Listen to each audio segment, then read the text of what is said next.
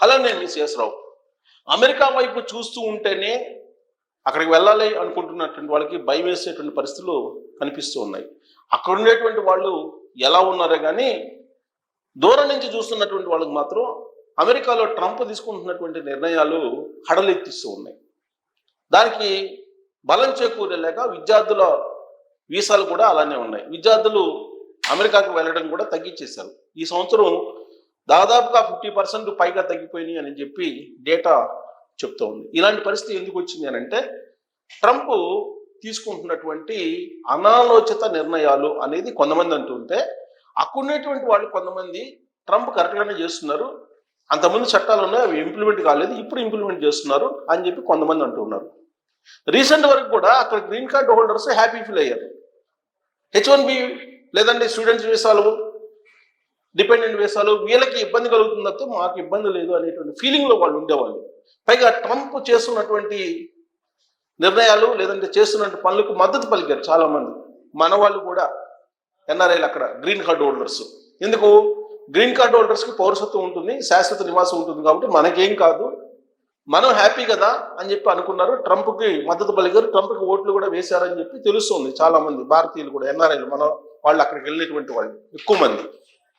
కానీ ఇప్పుడు scene cut చేస్తే గ్రీన్ కార్డ్ హోల్డర్స్ కూడా పెయిన్ఫుల్గా ఉంది. ఇప్పుడు అక్కడ ఏంటి అని అంటే తాజాగా తీసుకున్న నిర్ణయం ప్రకారం, ట్రంప్ చెప్పిన దాని ప్రకారం లేదంటే అమెరికా ఉపాధ్యక్షుడు చెప్పిన దాని ప్రకారం గ్రీన్ కార్డు ఉన్నంత మాత్రాన మీరు శాశ్వత పౌరులు కాదు, కేవలం శాశ్వత నివాసులు మాత్రమే, శాశ్వత పౌరులు కాదు అని చెప్పి చెప్పారు. మరి దీంట్లో ఏంటి వ్యత్యాసం అనుకోవచ్చు. ఇప్పటి వరకు ఆరోగ్యానికి సంబంధించినటువంటి స్కీమ్స్ అక్కడ గ్రీన్ కార్డు హోల్డర్కి వర్తింపజేసేవాళ్ళు.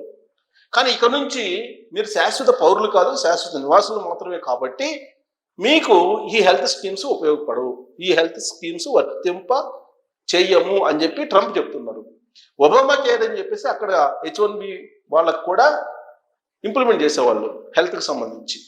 కానీ ఇప్పుడు తీసుకున్న నిర్ణయం ప్రకారం ఏంటంటే ఇక నుంచి ఆ ఫెసిలిటీ ఉండదు. ఒకటి.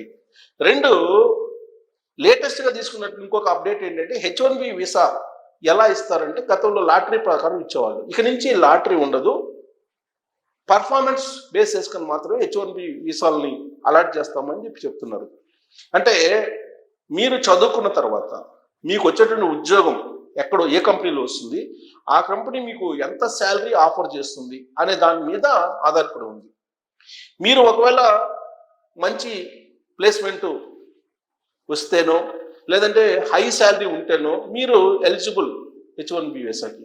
ప్రయారిటీ ప్రకారం ఇచ్చుకుంటూ వస్తారు, పర్ఫార్మెన్స్ ప్రకారం. జనరల్గా పర్ఫార్మెన్స్ బాగున్నప్పుడు బెస్ట్ కంపెనీలో వస్తుంది జాబ్, దానికి తగ్గట్టు శాలరీ కూడా ఉంటుంది.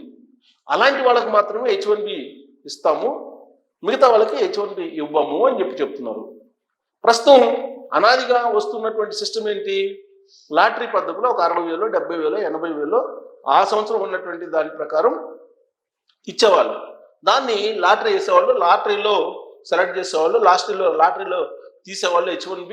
దాన్ని సెలెక్ట్ అయితే కనుక ఆటోమేటిక్గా దానికి సంబంధించినటువంటి పే స్లిప్లు కానీ లేదా ఇతరత్ర డాక్యుమెంట్స్ కానీ సబ్మిట్ చేసేవాళ్ళు, పరిశీలించిన తర్వాత H1B ఇచ్చేవాళ్ళు. ఇక నుంచి అలా కాదు అని చెప్పి ట్రంప్ చెప్తున్నారు.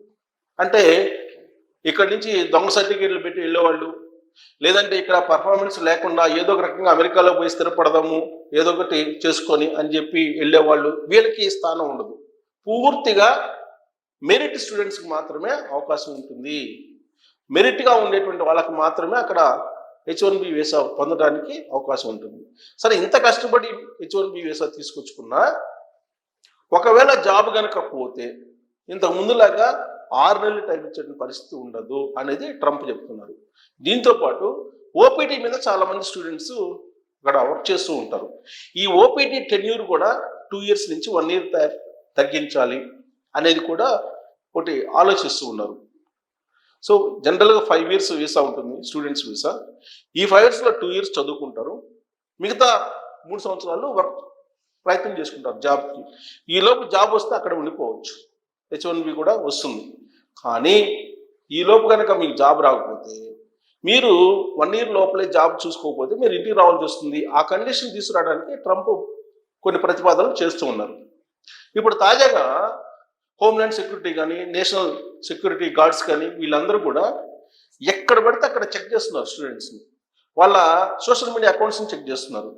ఒకవేళ మీరు స్టూడెంట్స్ వీసాలో ఇక్కడ సెలెక్ట్ అయ్యి మీరు అక్కడ పోయి యూనివర్సిటీలో జాయిన్ అయినప్పటికీ కూడా మీ సోషల్ మీడియా అకౌంట్స్ పబ్లిక్లో పెట్టి ఉంచాలి. ఆ పబ్లిక్లో పెట్టినప్పుడు మీరు ఏదైనా సరే అభిప్రాయం వ్యక్తం చేసినా, లేదా మీ సోషల్ మీడియాలో ఉండేటువంటి పోస్టుల్ని రీపోస్ట్ చేసినా, లేదు వాట్సాప్లో మీ ఫ్రెండ్స్ తోటి ఏదైనా మాట్లాడినా కానీ మిమ్మల్ని ట్రేస్ అవుట్ చేస్తారు. మీరు ఏం మాట్లాడుకుంటున్నారు, ఏం టెక్స్ట్ చేసుకుంటున్నారు, ఏ అభిప్రాయాన్ని షేర్ చేసుకుంటున్నారు, దీని మీద మీ భవిష్యత్తు అమెరికాలో ఆధారపడి ఉంటుంది. ఇది ఒక్క స్టూడెంట్స్కే కాదు, H1B వీసాదారులకి అదే పరిస్థితి, గ్రీన్ కార్డ్ హోల్డర్స్ కూడా అదే పరిస్థితి. సో గ్రీన్ కార్డ్ హోల్డర్స్ కూడా ఈ సోషల్ మీడియాకు సంబంధించినటువంటి అభిప్రాయాలు ఎలా షేర్ చేస్తున్నారు వీటన్నిటి కూడా అబ్జర్వ్ చేస్తున్నారు. అందుకే ట్రంప్ చాలా క్లియర్గా చెప్పారు, మీకు గ్రీన్ కార్డు ఉన్నంత మాత్రాన మీరేమి శాశ్వత పౌరులు కాదు అని చెప్పి ఆయన చెప్తూ ఉన్నారు. చెప్తున్నటువంటి క్రమంలో ఇప్పుడు రకరకాల అంశాలు మారుస్తూ ఉన్నారు ఆయన. ఇప్పుడు తాజాగా మొత్తం నేరస్తులు ఎవరైతే ఉన్నారో, కేసులు ఎవరైతే ఉన్నాయో వాళ్ళందరినీ పంపించేసేయండి, దేశం నుంచి తరిమేయండి అని చెప్పి ఒక పరుషమైనటువంటి పదజాలంతో ఆయన మాట్లాడుతూ ఉన్నారు. రీసెంట్గా ఒక ఇన్సిడెంట్ జరిగింది. అప్పట్లో కేసు పడినప్పుడు ఆ నేరస్తుడు బెయిల్ మీద బయటకు వచ్చాడు. బెయిల్ మీద బయటకు వచ్చి మళ్ళా నేరానికి పాల్పడ్డాడు. ఇప్పుడు తాజాగా కేవలం అప్పుడున్నటువంటి డెమోక్రాట్స్ కారణంగానే ఇలాంటి నేరస్తులను వదిలిపెట్టారు. కాబట్టి ఇలాంటి నేరస్తుల్ని వన్స్ కేసు ఫైల్ అయితే ఇమీడియట్గా అసలు సాకౌట్ చేయాలి అమెరికా నుంచి అని చెప్పి ఇప్పుడు ట్రంప్ భావిస్తూ ఉన్నారు. సో ఇలాంటి పరిస్థితుల్లో అమెరికాలో ఉండడం, లేదంటే అమెరికాలో ఉండాలి అనుకోవడం కత్తి మీద స్వామి. అలా అని చెప్పేసి అమెరికాలో ఇన్ని ఇబ్బందులు ఉన్నాయి, ఎవరైనా వస్తున్నారంటే ఎవరు రావట్లా, దాదాపుగా ఎవరు వచ్చినటువంటి దాఖలాలు కనిపించట్లా. ఏదో ఒక రకంగా అక్కడే ఉండాలి, అక్కడే స్థిరపడిపోవాలి, అక్కడే మెరుగైనటువంటి జీవన విధానం ఉంది, జీవనం కూడా ఉంది అని చెప్పి భావిస్తున్నారు. నిజమే, దీంట్లో అబద్ధం ఏమి లేదు. మెరుగైనటువంటి జీవితం కోసం, మెరుగైనటువంటి జీవనం కోసం అమెరికా లాంటి దేశాలకు వెళ్తూ ఉన్నారు. కానీ అక్కడ పరిస్థితులు బాగాలేనప్పుడు ఎలా ఉండాలి అనేది కూడా ఇప్పుడు కొంతమంది శిక్షణ ఇస్తున్నారు. ప్రత్యేకంగా ఆ దేశానికి వెళ్ళినప్పుడు ఆ దేశం మీద భక్తి కలిగి ఉండాలి, ఆ దేశానికి సంబంధించిన చట్టాలను గౌరవించాలి, ఆ దేశానికి సంబంధించిన చట్టాలకు అనుగుణంగా ఉండాలి, ఆ దేశానికి సంబంధించిన నిబంధనల ప్రకారం మసలుకోవాలి. ఇవన్నీ ఉంటేనే అమెరికాలో ఉండేటువంటి పరిస్థితి. దాదాపు 13 లక్షల మంది ఇల్లీగల్ ఇమిగ్రెంట్స్ ఆ దేశంలో ఉన్నారు. వాళ్ళల్లో కనీసం 30-40 వేల మందిని మాత్రమే పంపించగలిగారు, కాళ్ళు చేతులు కట్టేసి ప్రత్యేక విమానాల్లో ట్రంప్ వచ్చిన తర్వాత. కానీ మిగతా వాళ్ళు ఇప్పటికి కూడా అక్కడే ఉన్నారు. మరి ఇలాంటి వాళ్ళని ఎలా పంపించాలని ఇప్పటికి కూడా ఆయన ప్రయత్నం చేస్తున్నారు. ఇప్పుడు తాజాగా ఇంకొక నిబంధన కూడా తీసుకొచ్చారు. ఒకవేళ భార్య మీద ఏదన్నా మీరు కోప్పడినా, లేదు భార్య గృహహింస చట్టం కింద కేసు పెట్టినా శాశ్వతంగా ఆ వీసా రద్దు చేయబడును, మరోసారి అమెరికాలోకి నో ఎంట్రీ అనేటువంటిది కూడా ఇప్పుడు చెప్తున్నారు. కాబట్టి H1 విషయంలో ఇప్పుడు తాజాగా తీసుకున్న నిర్ణయం ప్రకారం అయితే మీరు టాలెంట్ అయితేనే H1 వస్తుంది, అదర్వైజ్ లాటరీ సిస్టమ్ అనేది ఉండదు, లాటరీ కొట్టడానికి ఛాన్స్ లేదు. మీరు టాలెంట్ అయితేనే మీరు అక్కడ H1B వస్తుంది, మీరు టాలెంట్ లేకపోతే H1B రాదు. సో కాబట్టి మీరు టాలెంటా లేదా అనేది మీరు క్యాలిక్యులేట్ చేసుకొని మీరు అమెరికాకి వెళ్ళండి. అక్కడ బహుశా మీరు టాలెంట్ వాళ్ళు అయితే మాత్రం ఖచ్చితంగా H1B వీసా వస్తుంది. అక్కడ నిబంధనల ప్రకారం కనుక మీరు మసలుకుంటే మీరు అక్కడ ఉండొచ్చు. ఇలాంటి పరిణామాల నడుమ అక్కడ ఉండడం అనేది సెకండ్ గ్రేడ్ పౌరుడుగానో, థర్డ్ గ్రేడ్ పౌరులుగానో ఉండాల్సి వస్తుంది అక్కడ అయితే మాత్రం. ఎందుకంటే అమెరికన్ ఫస్ట్ అంటున్నాడు ట్రంప్, అంటే మిగతా వాళ్ళు సెకండ్ థర్డేనే కదా లెక్క.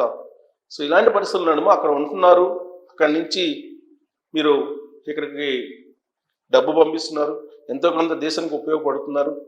ఇదంతా కూడా పాజిటివ్ దృక్పథమే. కాకపోతే ట్రంప్ పెడుతున్నటువంటి ఈ నిబంధనలు మన ఎన్ఆర్ఐల్ని ఎలాంటి ఇబ్బందులు పెడుతున్నాయి అనేది ఇక్కడి నుంచి చూస్తే కనుక కొంత ఆందోళనగా ఉంది. అక్కడ ఉండేటువంటి వాళ్ళకి మరి ఎలా ఉంది అనేది మీరు ట్రోల్ చేయొచ్చు. Thank you.